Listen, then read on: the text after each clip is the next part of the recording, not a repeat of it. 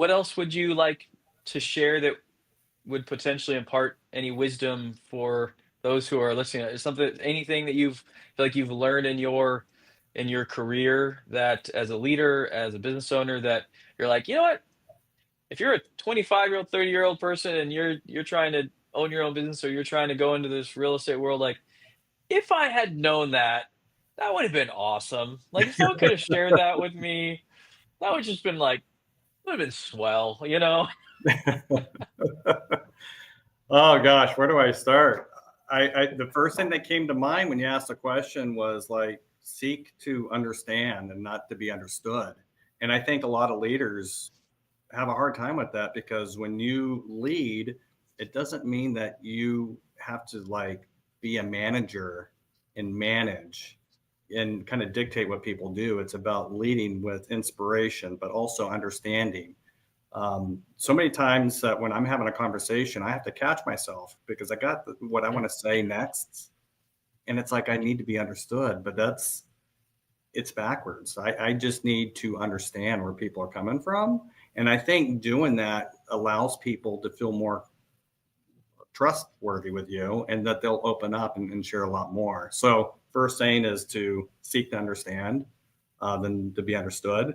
The other thing is just taking direction as a new business leader from people that have already been down that path. You know, there's things that I've done the hard way, but there's also things that I've learned from other, real estate leaders that I'm like, yeah, I should have done that earlier, but I can still adapt to it now. And keep Hmm. feeding your mind with education. I think that's the biggest thing, reading a book, podcast, if it's inspiration from like a Tony Robbins or, Jim Rohn, whatever it is, because I feel that energy creates energy. And if I create good energy, it's going to help other people around me, have energy as well, and vice versa. So I don't know if that's kind of what you're looking for, but Yeah. Yeah, no, totally. And it's interesting, a foundational element of any relationship is trust, right? That's the foundation. And I think what you said with, seeking to understand before being understood, two ears, one mouth. It's also that concept of like that goes into that, which is very appropriate. Is like if we understand that people care not how much we know, but how much we care first. They if you build, that's the trust. It get to a point where you're like, I know that you have my best interest at heart, and you listen to me, and you ask me their questions, and you're curious about me, not just telling me what you want to tell me. Then they'll be willing to weigh in on what they're seeing, and also buy in to what you're doing together.